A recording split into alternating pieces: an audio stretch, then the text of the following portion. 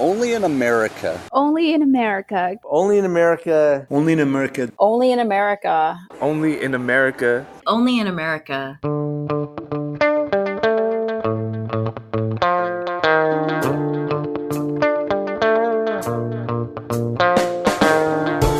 Welcome to Only in America. I'm Eileen Wilson. This week, why a lifelong Cleveland resident is working to help all community members meet their fullest potential. If they can get their citizenship, something they never thought they could do, they've accomplished a goal that they worked toward, and it might have taken them months. We're moving them into the mindset of, I can do this. And if I can do this, the next person says, well, if they can do this, I can certainly do it. So every person who does that, they stop and they say, well, if I did this, I can do my GED, I can go to college, I can have a career instead of a job. That's how we really begin to build that. From the National Immigration Forum, I'm Eileen Wilson.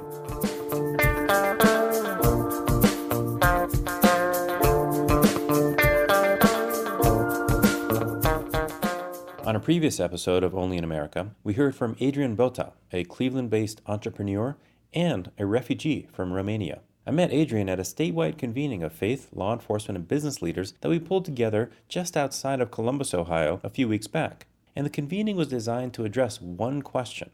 How can Ohio help lead the way to a more productive conversation about immigrants and immigration? Many attendees that day shared stories about the challenging and hard conversations they are having in their communities. One thing in particular kept coming up. It's important to have a dialogue instead of a debate or running away from a conversation. In this episode, let's go back to Ohio to dive deeper into local experiences in our changing America. The economic benefit of immigrants in Ohio is absolutely clear, but changing the public's perception of immigrants is more complex.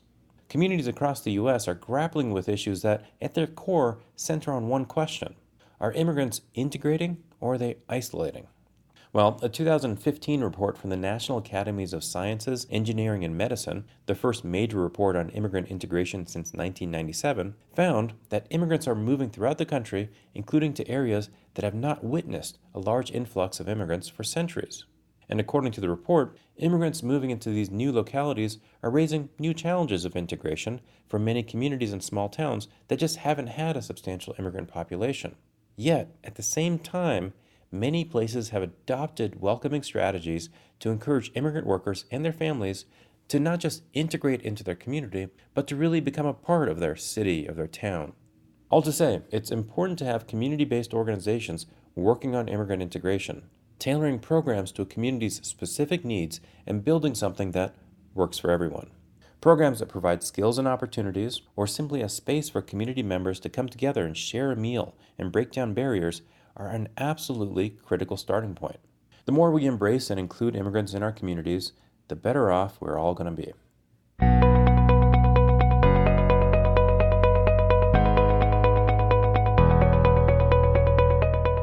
Support for the National Immigration Forum comes from the James Irvine Foundation, expanding opportunity for the people of California, and from the Carnegie Corporation of New York, established in 1911 by Andrew Carnegie to promote the advancement and diffusion of knowledge and understanding.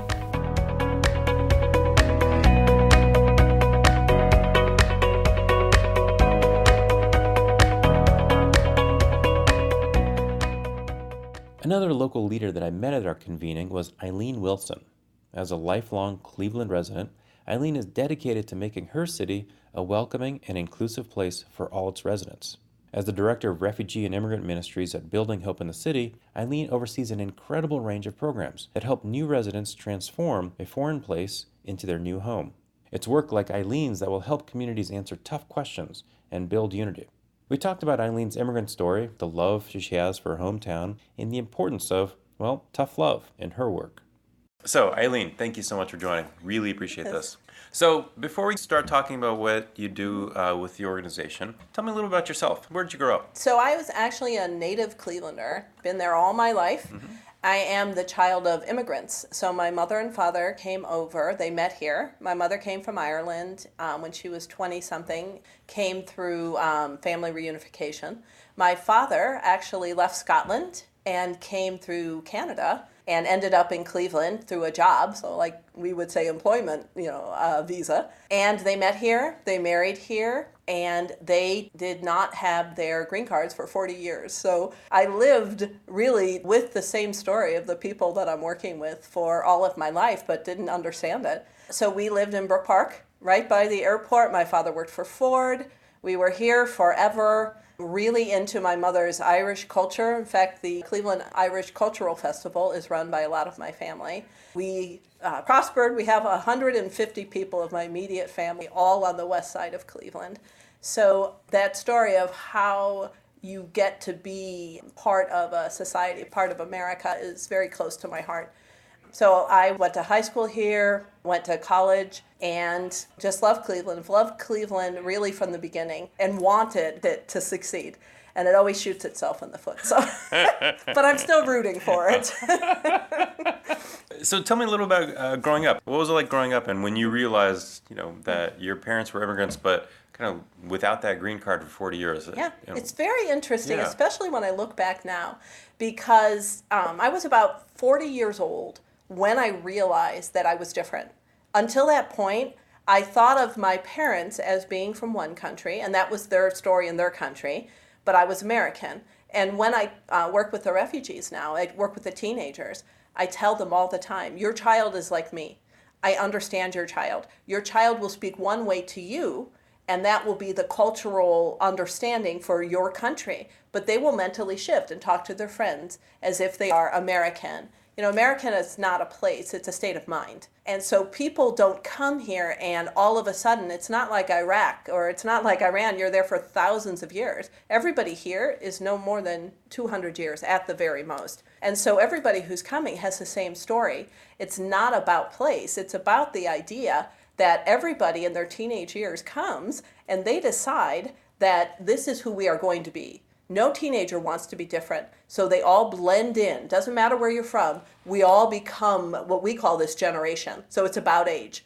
Everybody of my age thinks this. Doesn't matter where you're from, and that's how these kids think. That's how I thought. I didn't realize I was doing it, and I didn't realize until I now see it on the other end that I was what we call a third culture child, which means my mother and father were from one culture. I was born into another culture, and we lived somewhere in the middle where we shifted between cultures. And that's really what happened. So years later down the road, I actually became an accredited representative through the Department of Justice to do immigration. I represented people, so I know the immigration law a little bit better. As I've done that, I've realized all of these things that could have stopped us as a family that my parents never knew. We just thought, oh, you're a green card holder, you just can't vote. That's all that really mattered. We never really thought about, if there were any kind of problems, like something could have happened. Never thought about they could have been deported. It just wasn't part of our reality. We were Americans, we were here. It was this whole idea of there's something different because my parents have an accent. That's really the biggest difference it was. They spoke English, but nobody could understand them because of the accent. But everybody loved the idea, where are you from? How long have you been here? Until my mother died in her 80s, people were still asking her that question. And we do it today. America's that place that loves to ask, oh, you're special. You have this special culture. I can tell there's something about you, and that was our reality. We never thought of ourselves as different, really, until years later. As I've done this, I never realized, but it has informed so much, even to the point of how many different words my parents used that I never realized were not American words. Such as? Oh, so my mother would say something is slippy. Slippy's not an English word. It's slippery. There was a word they had for dishes, and I think it was gelt. It was a certain kind of dish. No idea. Nobody ever used it until you use it with everyone else, and they're like, what are you talking about? Okay, that's one of those words. There were always these ideas and things that, are ingrained in you when you're raised from somebody who's raised in a different culture that you don't understand and probably don't even value until years later when you realize it's not a place that makes you who you are. It's the people who raise you. That's part of it. And those values don't go away. So when I work with the refugees, I tell them, you may lose your language. Your children may not want to speak your language. It might be uncomfortable. It's that idea of fitting in. But they will not lose what you've taught them. Their values, they will go on from generation to generation. And that's what America is. So then what led you to the work that you do now in terms of working with the refugee community? Yeah, it was a crazy story. So we had 30 years in IT, or in corporate America.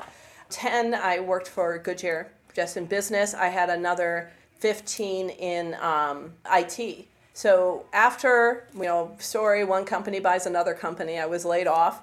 I decided, okay, God, what do you want me to do? What is my next step, if you will? And I was laid off for a year. During that time, I was teaching English as a second language, just as a volunteer. I had learned it, been trained in it. And somebody invited me to teach English as a second language to a group of Bhutanese refugees who were just arriving. This is about 2009, and it began really the push for the Bhutanese to come in to America.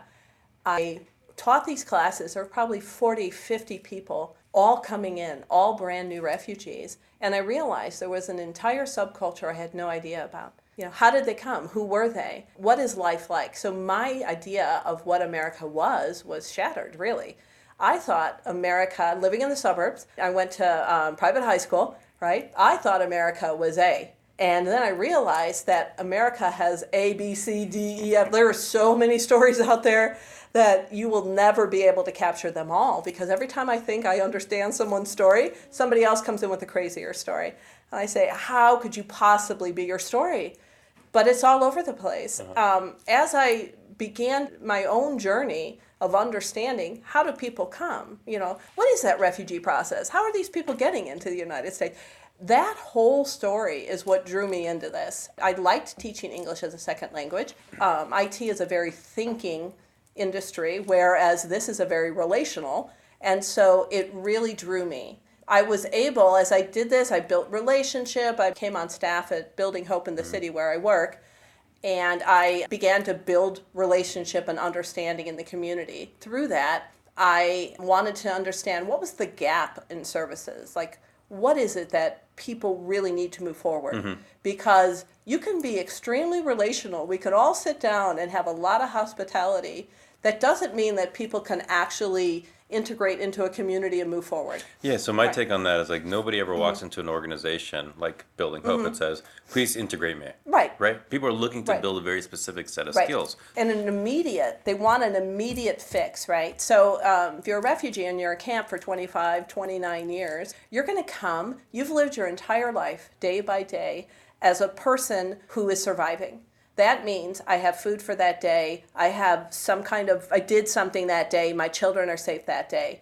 To expect people to shift, and they get about 3 months worth of help from the resettlement agency, that's all they're funded to do. After that, you can get a little bit extra help depending on funding. After that, people are expected to be self-sufficient. It means they're supposed to know the language, have the kids in school, have a job, be ready to have their entire life move forward. It's never going to happen. And so, when they're asking for this help, I call it, everyone does, tough love, right? Yes, we're going to help you. But if you come in to fill a form for the 15th time, we are going to have you fill out that form. I don't care if it takes 2 hours. You have to do it, because if I disappear tomorrow, what's going to happen to you, right? I'm not helping you, and we work with mentors who work with families, and I'll say to them, unless you're going to live next door to people, you are not actually helping them, because you have to make them stronger. Stronger parents make stronger families, make stronger communities. That's what our job is. They're not children who have to be watched and toddlers. They're teenagers that need to be launched. And if we can build a safety net for those teenagers to ask questions and be launched, then we've accomplished something. And so when they come, they don't even really understand yet what they're asking for, because they're not in this idea of goals and a 1-year goal, a 5-year goal, not even on their radar. But if they can get, a lot of times, if they can get their citizenship, something they never thought they could do, they've accomplished a goal that they worked toward, and it might have taken them months. We're moving them into the mindset of, I can do this. And if I can do this, the next person says, well, if they can do this, I can certainly do it, because I think I'm better than them, right? So every person who does that, they stop And they say, well, if I did this, I can do my GED, I can go to college, I can have a career instead of a job. That's how we really begin to build that. And so while they don't know what they're asking when they come in, they do know they want to move forward. And that's really the biggest step. I know I want to move forward, and I think you can help me with whatever that is. But you also have in place some really interesting STEM programs in particular. Yeah. So if you could kind of describe some of that work as well. So as we've been working in the community, and this has begun to mature, it was about 4 years in apartments prior to opening what we call the Hope Center. The Hope Center itself has now matured. It's in its 4th year. And we this year have been able to have a relationship with NASA. NASA, who everyone knows, the research, Glenn Research is up in Cleveland. They are looking to build people who are in STEM. And they want children to move into these fields, and they're not seeing that happen. Not only do they want kids to move into it, they want children to move into it who are diverse. They don't want NASA to look like NASA has looked in the past, because they need different ideas, they need different understanding, and many cultures just think differently, and it's great. You need all of that.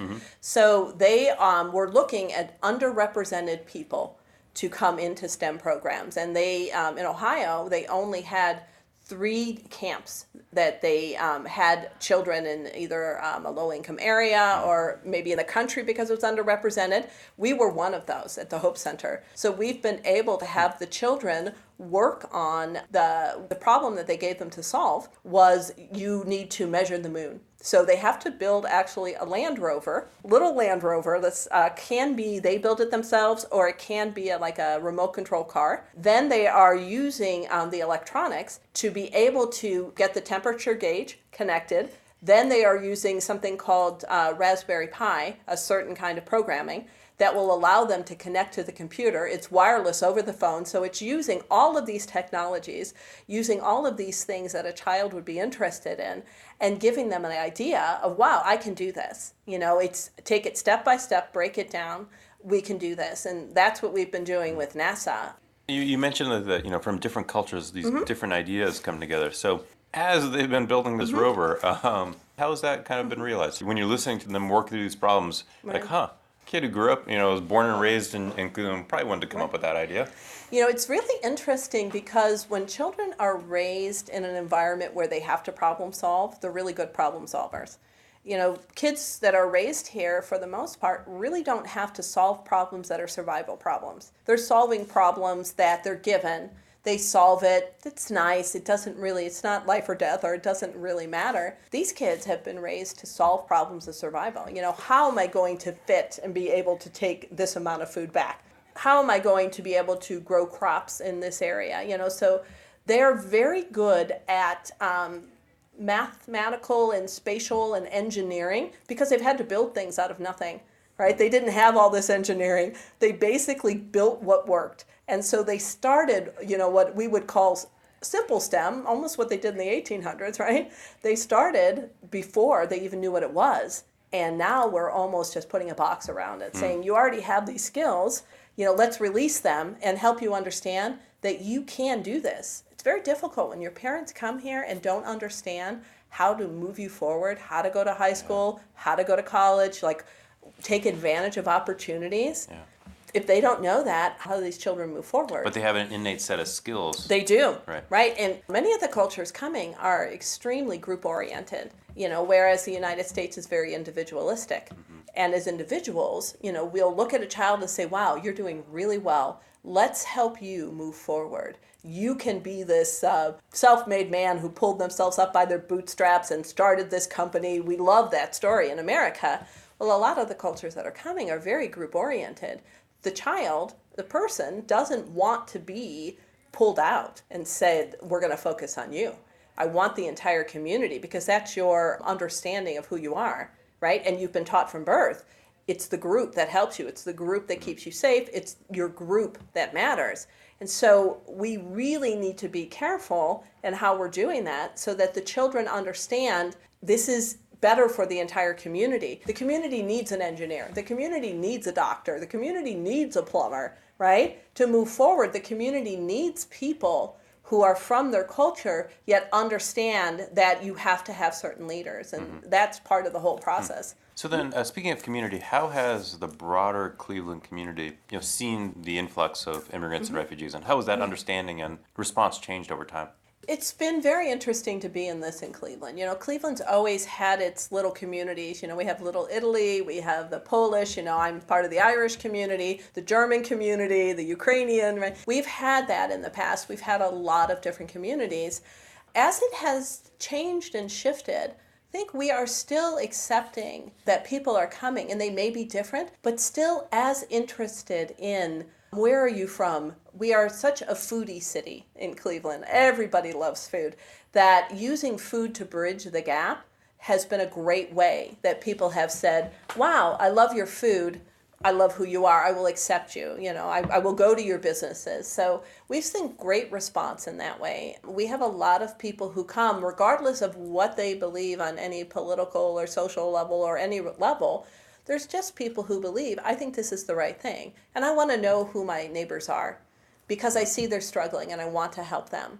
And so many people who've come to us or we've talked to in public education forums ask that question not from these people shouldn't be allowed in. They've asked it from, how do I help someone who's coming? Cleveland is more the city who will help you a little bit too much and not release you to take care of yourself and make you stronger. We want to really help you every step of the way. But in the end, we really have to release it a little bit and let them grow. And not always keep them in the relationship where I am the mentor and you are the mentee. We work a lot with moving people to friendship. We are two friends. We're neighbors. We help each other. How can we do that? We now have a mutual respect and we see each other as strong. So a couple years ago, I was talking to somebody in South Carolina, and they were telling me a story, and they had done a lot of work around refugee resettlement.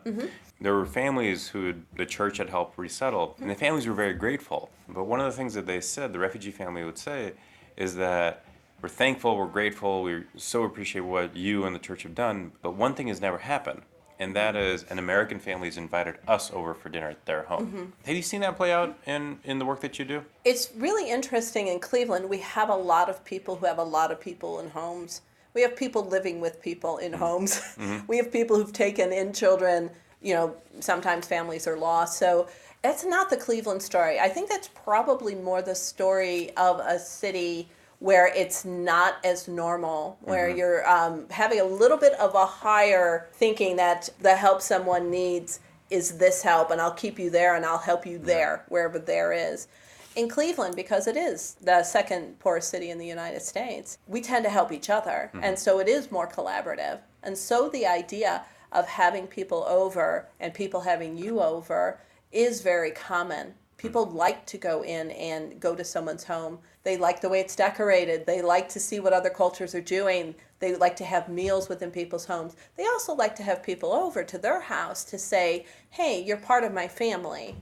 So we haven't seen it as much, but I do know that exists as I've talked to people. And I think that's exactly what I was saying about moving people into friendship mode. Right. And people would say to me as we've had mentors, well, can I bring the kids in the car? And I would say, well, if your neighbor's kids are going with you for ice cream, are they in the car with you? They say yes. I said, you can bring them. They're not wards of the state. They're not foster children.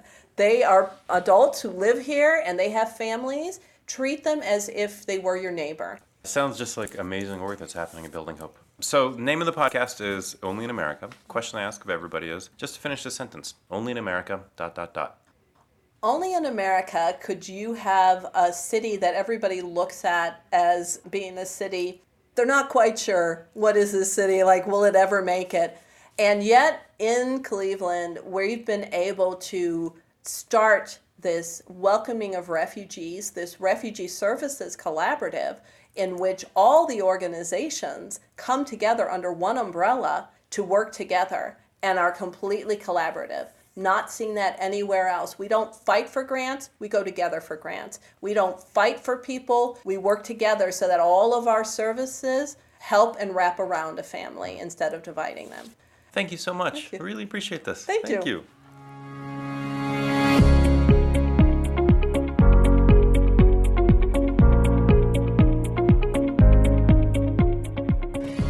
Eileen Wilson is the Director of Refugee and Immigrant Ministries at Building Hope in the City in Cleveland, Ohio. You can find more information on Eileen at our website, immigrationforum.org. And don't forget, we're keeping up with the cool kids. Follow us at Only in America Official on Instagram and send us your thoughts. You can always send us a DM. Only in America is produced and edited by Emily Chow, Joanna Taylor, and Megan Wetmore. Kathleen Farrell is our executive producer. And I'm Ali Nurani. Thank you for listening to Only in America.